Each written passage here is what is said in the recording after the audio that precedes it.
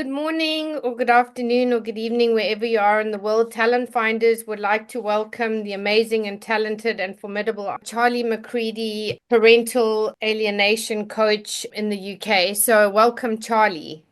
And hi, Karen. Thanks so much for having me on the podcast. So, Charlie, if you could just give some background as to what parental alienation is as a coach for people that don't really know. So parental alienation it's like an endemic that nobody knows about. Yeah. So this is affecting literally millions of people around the world. And essentially what it is where there is often a high conflict separation between two parents, and one of those parents decides to hurt the other parent by damaging the relationship, intentionally damaging the relationship with the child or children. Yes. So they do this by, for instance, creating a negative narrative about how that parent is a bad person, a bad parent, how they don't care about the child.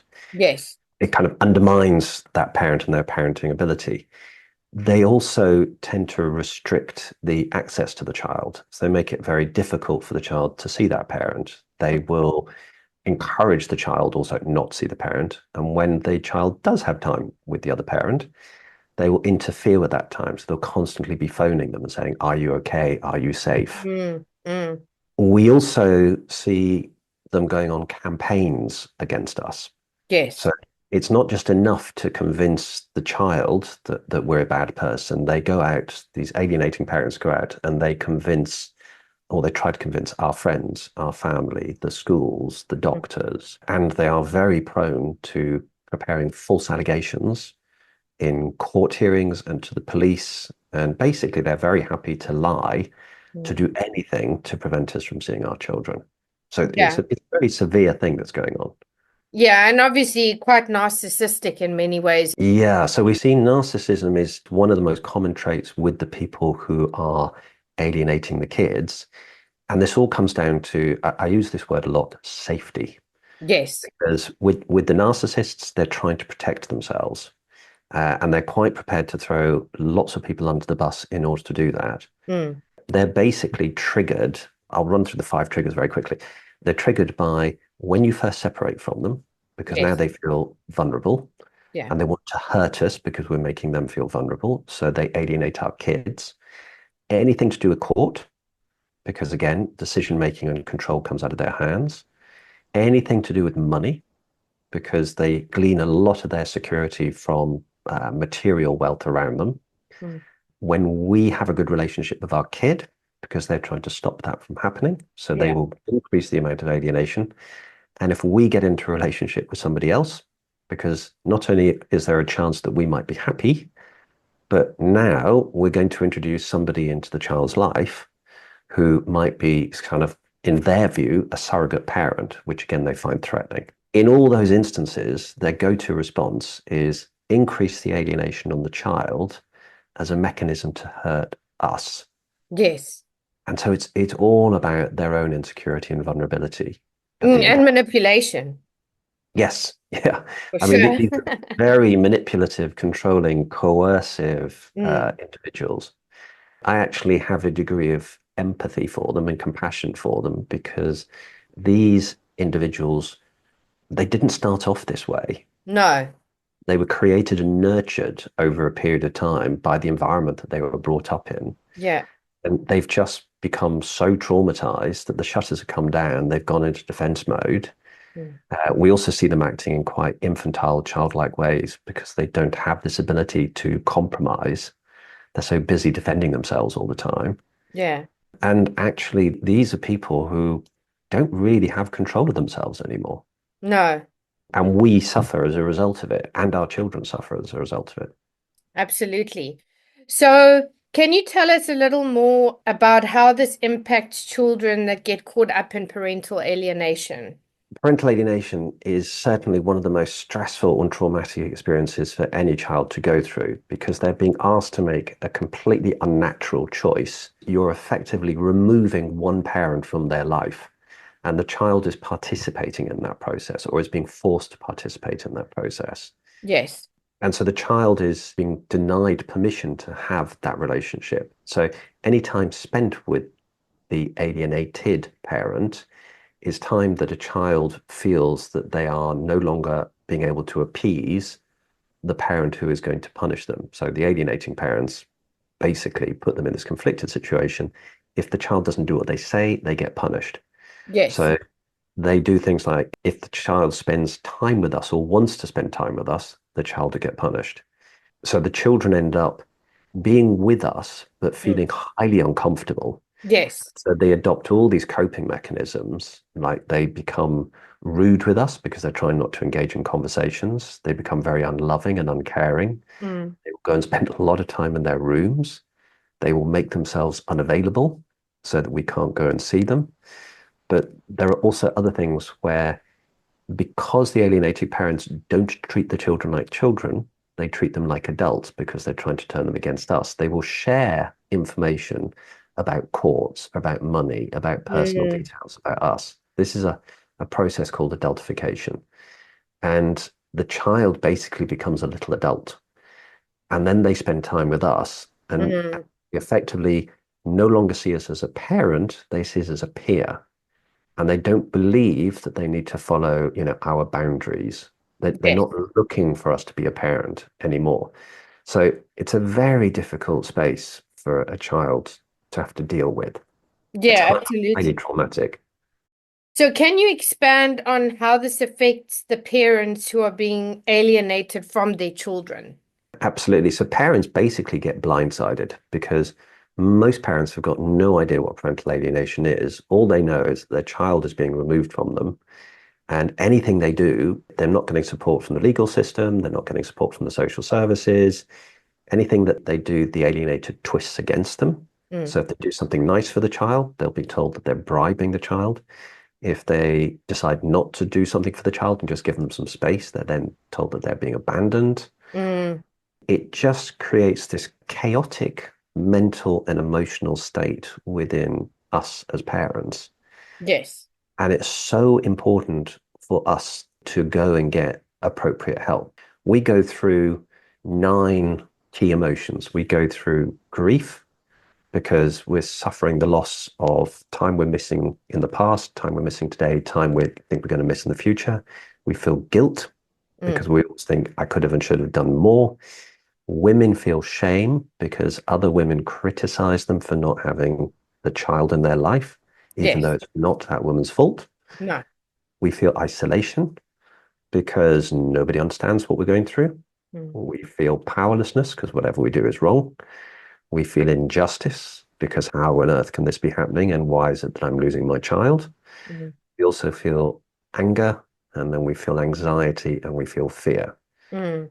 And there's this, what I would call the emotional roller coaster taking place in most parents' emotional center.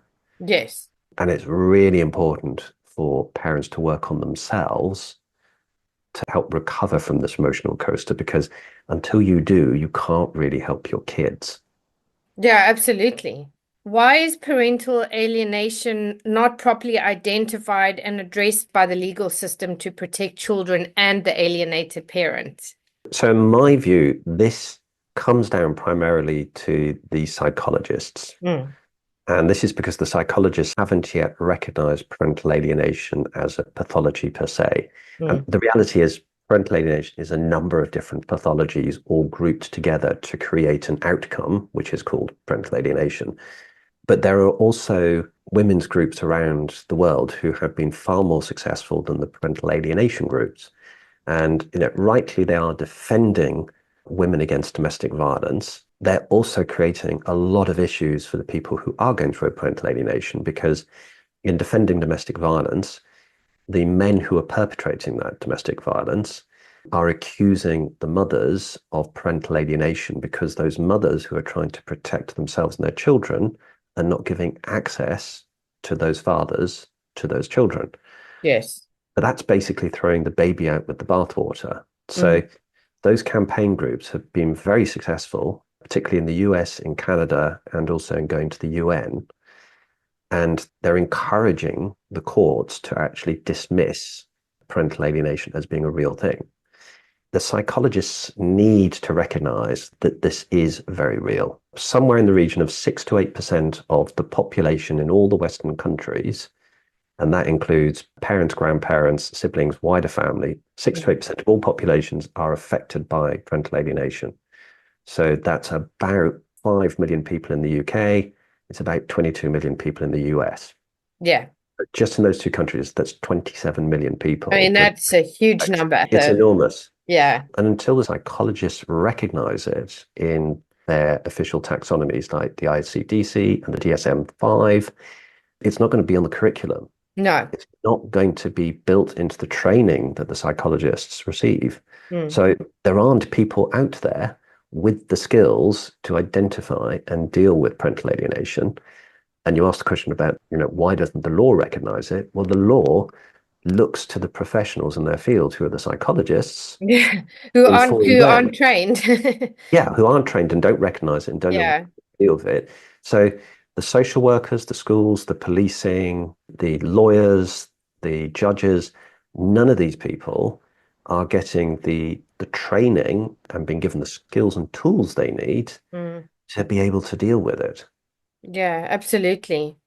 So, why do psychologists have the right to determine if you can see your child or not, where a parent who is being alienated is suffering from addiction or mental health? This is where the whole system is a bit counterintuitive, Mm, because people who don't understand the nature of parental alienation are being asked to make decisions mm, about who should see their child and who shouldn't see their child. yeah. What they don't understand, and this is the same thing with the legal system, Mm, because the judges often do it, they say, oh, let's wait for 6 months, or let's wait until this person is cured.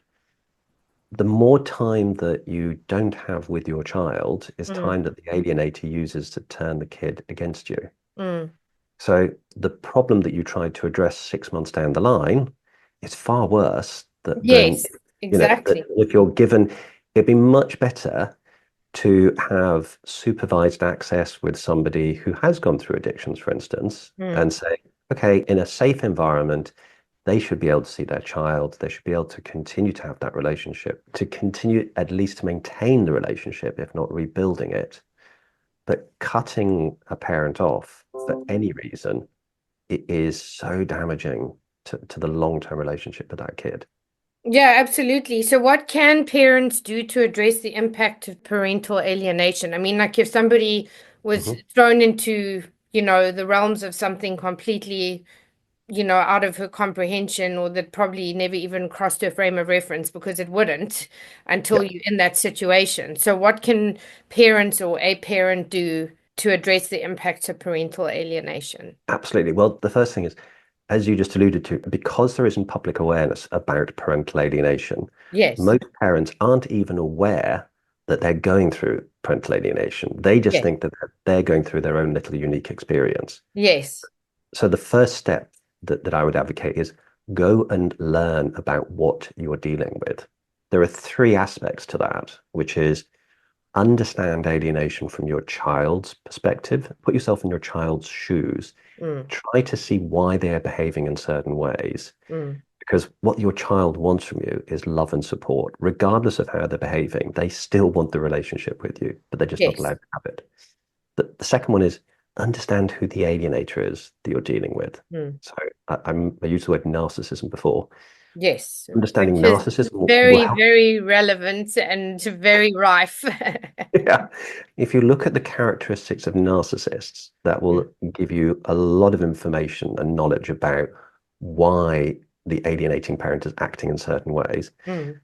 Narcissism, by the way, in my view, it's not something you're born with. It's not a natural condition. It's a nurtured condition.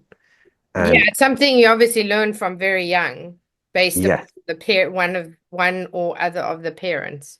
yeah. Yeah. And it's interesting because it can come from a traumatic experience or being spoiled rotten, which makes you Mm. feel very empowered.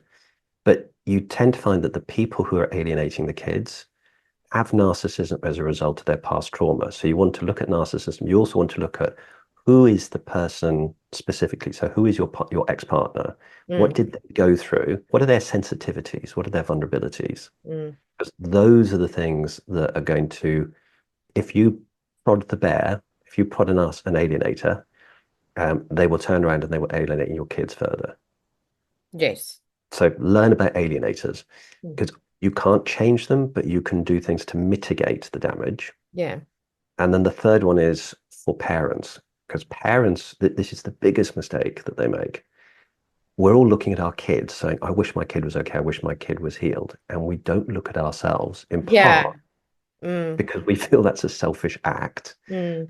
But actually, we have to heal ourselves in order to be able to help our kids. Yes. And So you just need to get to the root cause of the problem, not just band-aid it, right? So, it's very difficult to actually stop the alienator alienating the kid. mm. And the courts are very poor at providing support for us. Mm. So it tends to be left down to the parent to do whatever they can. But what a child is trying to do is they're trying to rebuild a relationship with us, and they do this with trust. Mm. So the importance of healing, because it's such an important point for everybody. If we as a parent are defending ourselves, Mm. trying to set the narrative straight, what we're actually doing is we're pushing our kids away. This is Yeah. completely counterintuitive. So when a child comes up and they say something to us that triggers us, we're no longer focusing on the kid, we're now focusing on us. And Yeah. instead of giving the kid love, support, and care, Mm. we're now dealing with our own sense of injustice or anger or grief or Yes. guilt. Yeah, you're going through multiple emotions. Yeah. Yeah. So I would say learn about those three key things. And the other thing is two others. Start collecting evidence of Yes. any Very coercive important. behavior, Mm. any evidence of obstruction to you not being allowed to see your kid. Start building that all up because you might need it in court. Um, and the last thing is be proactive. The majority of people who end up with alienating partners tend to Mm. be empathetic. We're nice people. Oh, always. It it does not occur to us to go out and start campaigning Mm. against the other parent, but that's exactly what they're doing. Mm. And Marina and many other people will have experienced this, Mm. that the people trying to damage your reputation will go out far and wide. They'll start with your friends, they'll start with your family, they'll go to schools, they'll go to doctors. They will they will tell anybody who cares to listen that you're a bad person. Mm. Once somebody hears a story, it's very difficult to undo that narrative in their head. Yes. So we have to do something that makes us feel deeply uncomfortable, which is we have to go out as quickly as possible Mm. and start informing the people around us, Yeah, especially that they, the yeah. important what's Yeah. going on. Yeah. And 100%. and because most of us, we're not even aware that there's been this campaign against us for quite some time. And at that point, it's too late. Yeah. 100%. So what support is available to help parents who are being alienated? Like useful, resourceful places that people can actually go to seek assistance? There are lots of really good books written by people like Amy Baker or Harriet Harman. You can do something as simple as go onto Amazon, just look up parental alienation. You'll find a whole load of resources there. I go into YouTube, you'll find a lot of really helpful videos there as well. Social media as well, there are some good groups. Just a word of warning with the Mm. social media, there's a lot of people who are very angry, distressed, and distraught Mm. by their experience. And Yeah, so that comes out in trauma and then it's not projected in the right manner, for sure. no, no. So, we see a lot of people on our social media platforms. We're on Facebook and Instagram and LinkedIn, and we see a lot of people who are very distressed and they're really struggling with this and they can't deal with the counterintuitive nature of parental alienation. And also seek out therapists, counselors, psychologists, people like me, but make sure that those individuals have got experience of parental alienation. Mm. So a lot of people go to counselors or psychologists, but these are people who are not trained. In that speciality, yeah.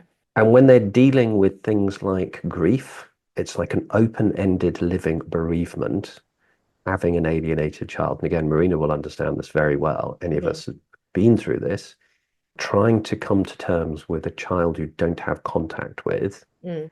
and yet still getting on with your life requires a particular sort of support and help to guide you through that process. I would particularly advocate going and getting counseling and coaching because the books are really fantastic, but they don't pull all the pieces together for you. Yeah, absolutely. So just one final question, and then just for you in terms of this is what are the long-term impacts of failing to address parental alienation upon families and society? And also, if people wanted to reach out to you or connect with you, what are the best platforms to do so?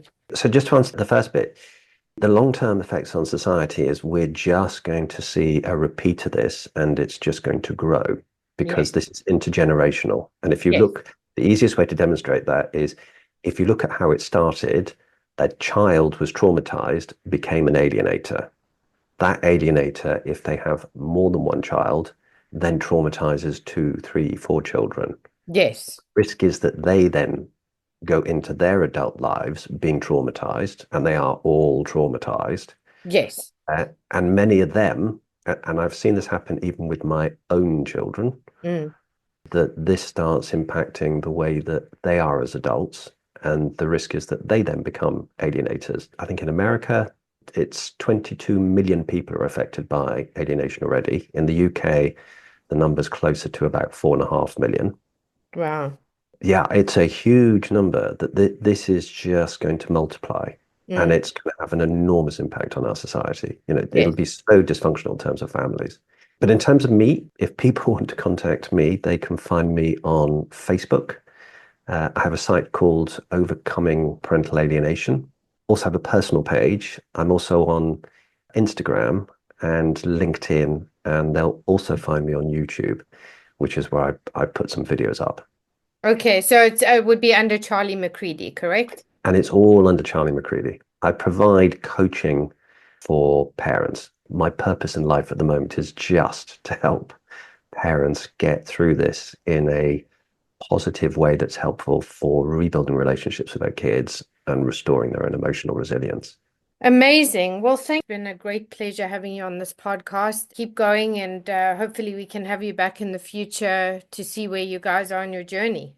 Wonderful. Thank you, guys.